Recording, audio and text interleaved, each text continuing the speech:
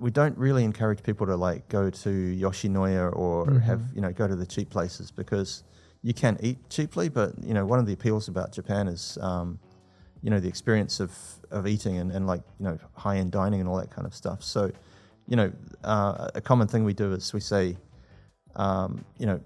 cheap lunch, cheap dinner, expensive lunch. So, if you want to go to a really nice restaurant, go for lunch, and go to a cheap place for dinner, because Interesting. you can eat at the lunch place for half the price at lunch than you can at dinner. Yeah, they usually have special kind of menu sets and things. So experience is part of it. So things like the robot restaurant used to do quite well. It's doesn't actually exist anymore. But it's like the robot hotel that kind of popped up with the dinosaur robots as well. It's actually quite different. It's the only similarity is it has robot in the name. But the robot restaurant was kind of like a dinner show. So it was like a cabaret type thing, and you had the food wasn't great, but the whole experience was the appeal. And unique to something in Japan. Yeah, exactly. So I think there should be more of that for tourists, I think. The idea of,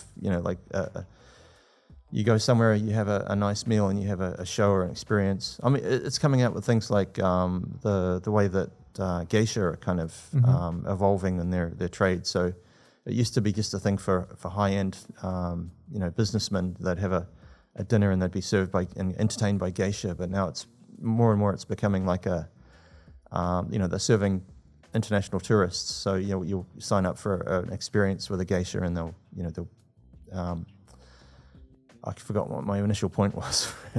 Basically, what people are looking for and getting more interested. So the experiences are where it's at, I think, rather than. So from all the experiences that you've had over the years, if someone has never been to Japan and they are planning their trip and listening to this right now, what would be one or two experiences that you really recommend that they have?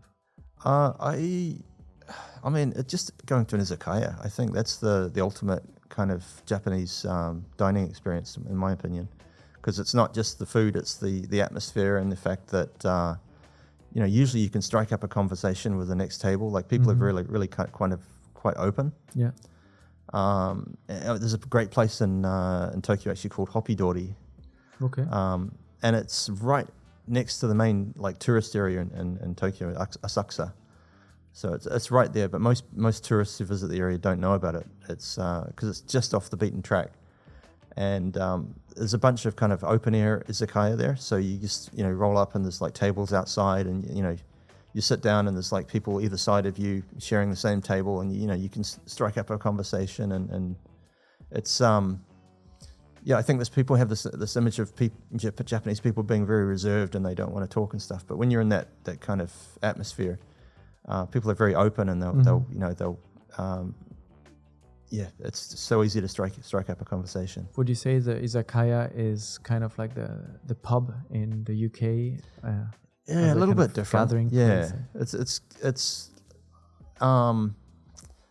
It's not so much for locals, I think. I mean, some places are for locals. If you're in a small town, there'll be a local izakaya, and they'll all go there. But I think you really get people from all walks of life, and from all, you'll get tourists, you'll get people who've traveled in from the countryside in Japan, you'll get, locals. It's more of a mixing pot. A mixing pot for people that just pass by usually and stop. Yeah.